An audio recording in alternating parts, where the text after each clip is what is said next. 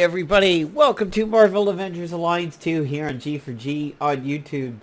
I am your wet-headed, freshly showered host, Napalm Dawn, and we are here today taking a look at the Captain of America update to Marvel Avengers Alliance 2. And today's background soundtrack is brought to you by Parasite Eve, the first game's OST. So if you never played Parasite Eve, here it is on a PSP Go. Basically, Square just had a sale recently on a bunch of their older games for the modern systems. So like PS3, the PSP, and the PSP Go and everything like that. And the Vita is where you can play this. If you've never played Parasite Eve 1 and 2, but are a big fan of the Resident Evil games and Silent Hill, definitely get yourself Parasite Eve either on a PlayStation emulator, or if you have a PS3 or any of the mobile devices, check it out. Really excellent game. A lot of fun. So let's go ahead and take a look at the captain tasks that we were facing here in the game, and let's talk about them. Because there were definitely some initial reactions to these tasks that some clocked in as being pretty shitty. And I don't mean to disparage anybody who has had a negative reaction to the task. I did too. I don't mean it's a shitty thing for you to have that reaction. I mean the reactions to Playdom were a little poor when we first saw the task, but there's a lot of good news in some of them. So first, let's take a look at him. If you go to Heroes and Unowned, you will see him. He has these lovely little spectacles over here. Now, you can rotate him around and see he has a steam pack on his back. He's got golden piping throughout his outfit. And if you look closely, you'll see some gears on the back of his shield, similar to the Gizlock shield in World of Warcraft, or the shield that you can create with engineering back in Vanilla WoW that had the spinny part on the front. I do believe it is capable of expanding his shield into quadrants, kind of spread it out into a 5-piece. And he's got the wings up here by the goggles, and a very classic kind of like a Britain police force outfit going on over here. And looking at his abilities, well, down here in his profile, he has this secondary resource bar called Pressure, that all of his abilities eventually create pressure up to 100. When he gets to 100 pressure, he has to release it through one of the abilities that allow him to do a pressure dump. So basically, in this timeline, incursions started during the American Civil War in the mid-1800s, and this is a Captain America that rode with Teddy Roosevelt's Rough Riders. So that's why it looks steampunky. Before I go further, what this kind of reminds me of is the Gaslight universe that is featured in DC. More specifically, DC's now dead MOBA called Infinite Crisis. They had several universes that they used for that game, including like a Nightmare universe where there was a Nightmare Batman. It was kind of like Lycanthropy, vampire Batman. And then there was their Gaslight universe where everything was kind of Victorian English and steampunk, and there was like a Gaslight Joker, a Gaslight Batman, which looked a lot like this, by the way, and a Gaslight Catwoman. Now, I'm not a big fan of DC, but I got into the beta for Infinite Crisis, and I did kind of like their Gaslight universe. It seemed pretty cool. A Victorian England / steampunk aesthetic to it, kind of like Narsh in Final Fantasy VI. So in looking at his abilities, you can see here he has an interesting one called Decoy that nobody really seems to have. This character is the only legal target for area and random attacks. It is mutually exclusive with Hidden and Protect. And you can see the shield expands over there. He has this one, Gear Shot, and you can see it generates pressure. Now, it says in the bio it generates 3 to 12, but this one says 15. And looking at some of his others, Blowout Cylinder, Rampaging, does Cornered, and then the damage gets increased. I think this is his pressure one. Oh no, this is a buff. Reduces damage taken from free attacks by 80%, thanks to Prepared. Everybody is alerted. Here's the pressure release one. Thermic Ejector. Pressure release, the attack consumes all pressure, deals up to 50% damage based on the pressure spent. And it's a massive wounding strike. And then if we look at his final ability, it is Piston Breaker. Deadly Haste and Brutal. Each time this attack crits, the damage of all subsequent hits is increased. So he might be quite an offensive powerhouse. Let's take a look at the tasks. Now when you first see these, you're probably going to be like, oh shit, I don't like this. But let me break them down for you and make you feel a little bit better about them over here. I think I might have to sneeze. I had to sneeze. Okay. So, defeat 40 Hydra enemies. By the way, the end date for this is 7/13, so you got about 2 weeks to finish it. Defeat 40 Hydra enemies. Let me tell you, in a scouting mission and just a little bit of the Spec Ops here for Ant-Man, I got 16 just today. So this is not too bad. I'm almost halfway done. Oh, by the way, if you just wanted to spend gold and cancel all these tasks out, it will cost you 195 gold, which in real money terms is more than $20. So you can see here you get 20 for 140 right now. So if you just installed the game right this second, said, I love steampunk stuff, I want to get this Captain America, let me install this game and start playing and get him immediately, it's going to cost you more than $20 to just buy him outright. So, back to the lecture at hand.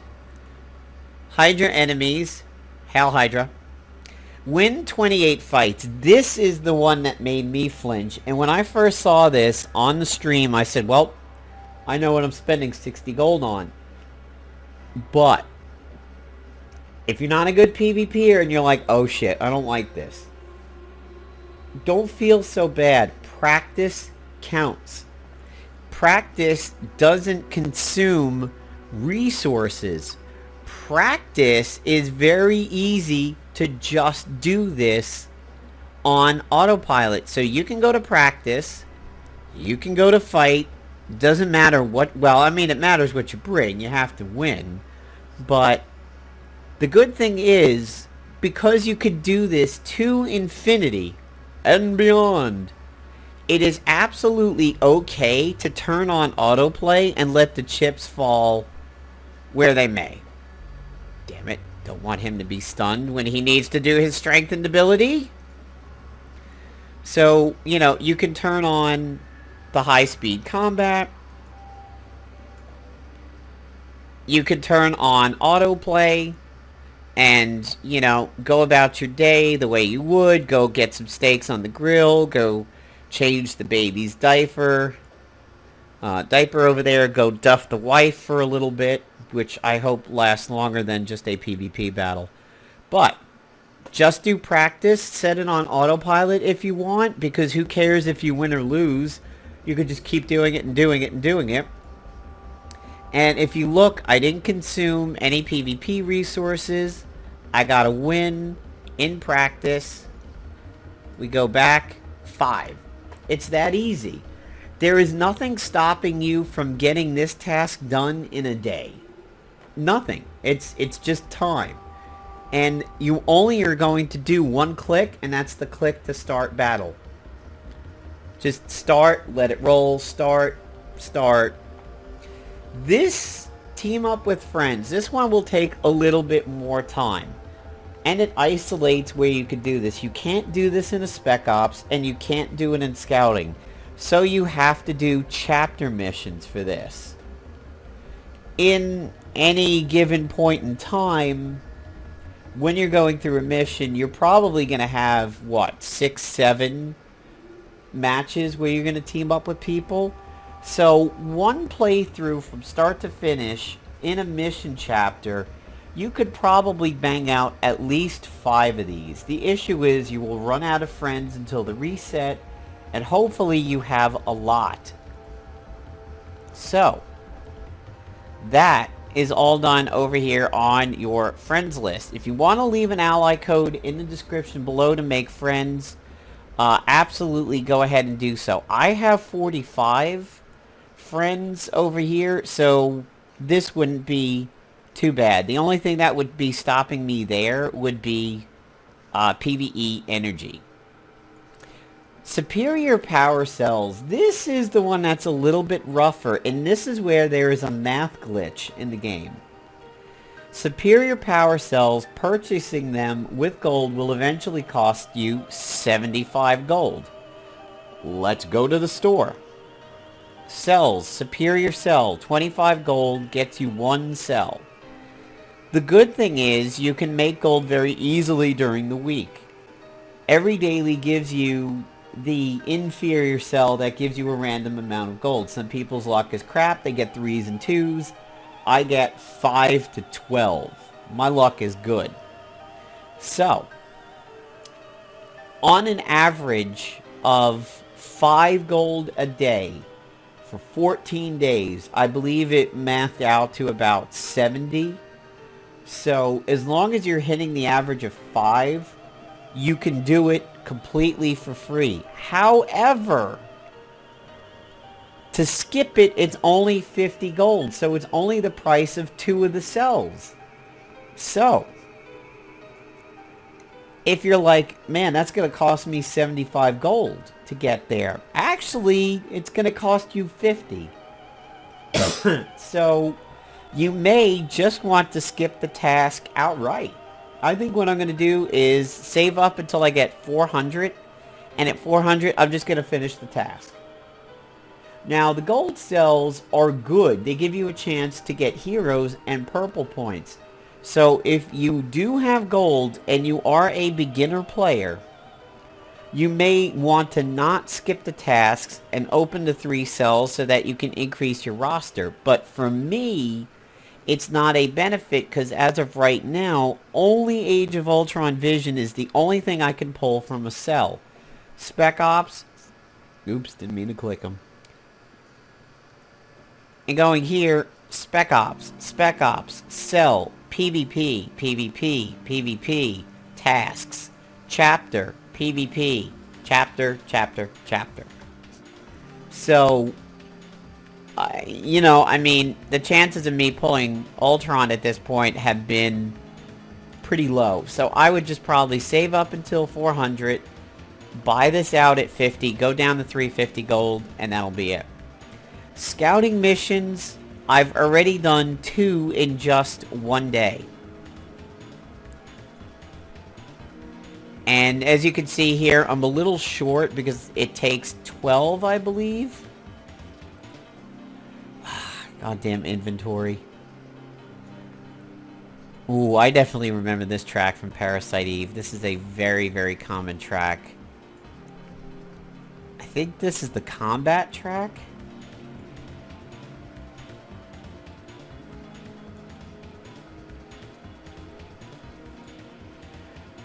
Yeah, we don't run into that grazing one too often.